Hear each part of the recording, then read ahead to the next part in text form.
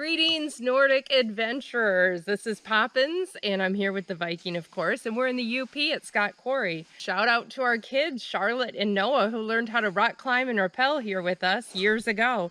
We've returned to investigate the history of the Fiborn strata. It's all a large part of the Niagara Escarpment. It was used in the steel production process. That's Poppins. She likes to travel, she drinks Moscato, and she knows things.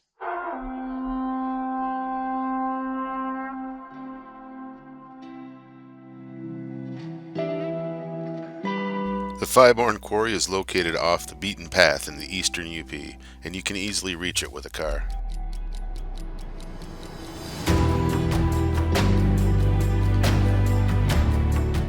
Encompassing 480 acres, the preserve has rich evidence of Michigan's mining past.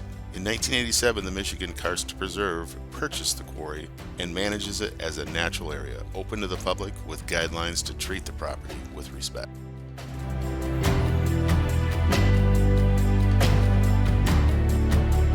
We decided to take the north entrance, where the old railroad grade still has remnants of ties embedded in the trail.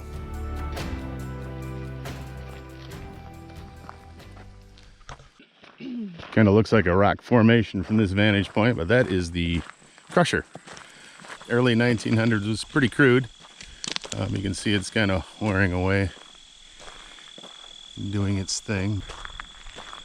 Bring your railroad cars in here. Limestone will get crushed above and poured out into the rail cars. And I've heard about this graffiti here.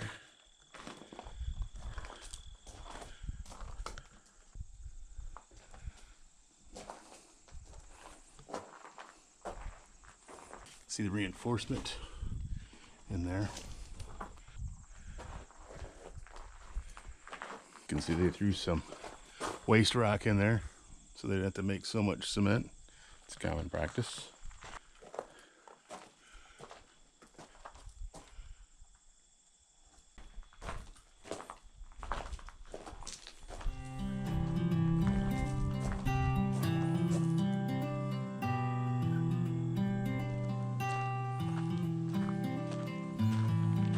The locomotive shed is the most striking building in the preserve.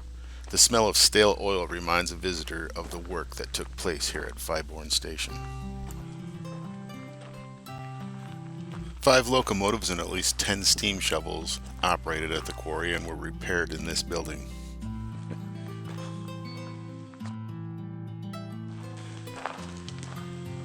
Not sure how they feel about the graffiti here in the Conservancy, the preserve, but Crushed limestone was hauled 4 miles north to Fiborn Junction. There it connected with the main line.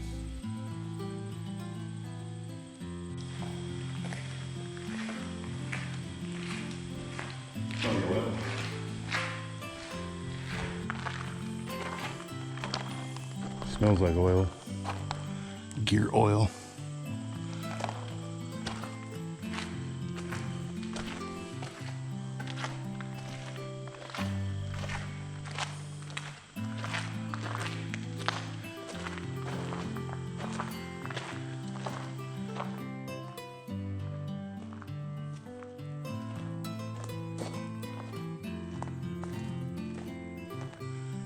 See the concrete pouring that happened again?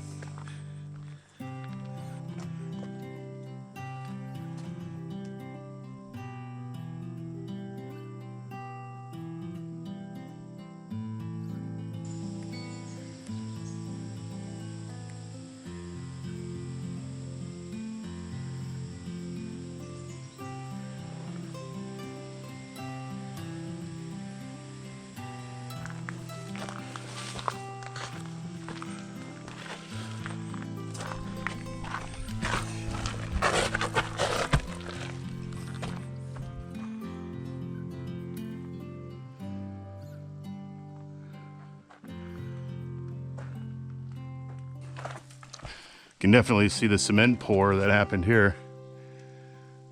They just kept pouring it in, let it dry. Took the forms off. I'm like, oh, Looks like it dried a little too much. It's kind of crazy.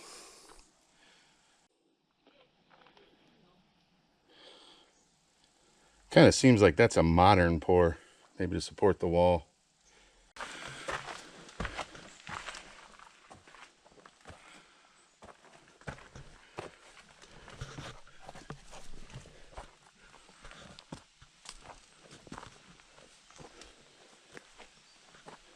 Climbing to the top of the powerhouse, I discovered a satisfying view of the quarry and the remaining buildings.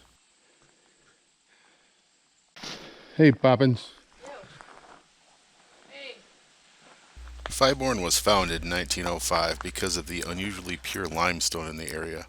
While it was used in the steel production process, it also had other uses like carbide lamps. By 1936, the remote location of Fiborn made it too difficult to compete with the cheaper production of quarries in Alpena and Rogers City. Those quarries were on the shore of Lake Huron, and the limestone could be loaded directly on the ships without the expense of railroads.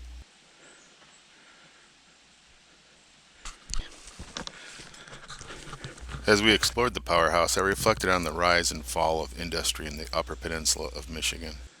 Fiborn was one of hundreds of small settlements that existed in the early 20th century, but most of them are melting or have melted back into the landscape. The evidence of this shift is in the population of some counties, which used to be 3 times larger than they are today. Fiborn is one of the last witnesses to this different world, of full lives of our history in this beautiful and unforgiving place.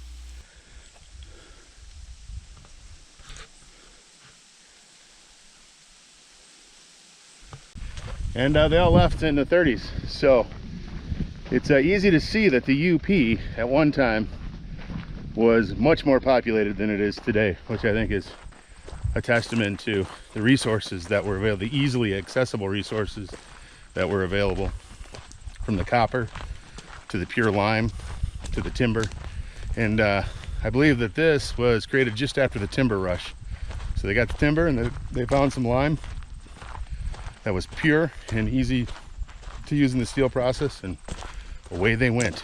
All happening within like a period of 100 years. So they go from wood to concrete to steel in that time frame, and that's it's kind of amazing if you ask me. We think time is fly by now. They probably did to them back then too. Our visit to Fiborn was short. We had other places to be. We didn't have time to explore the caves at Fiborn, and we thought it might be better to enlist one of the preserve's local guides on a return trip. We left Fiborn with a satisfying sense that there are still places to tell the story of those before us.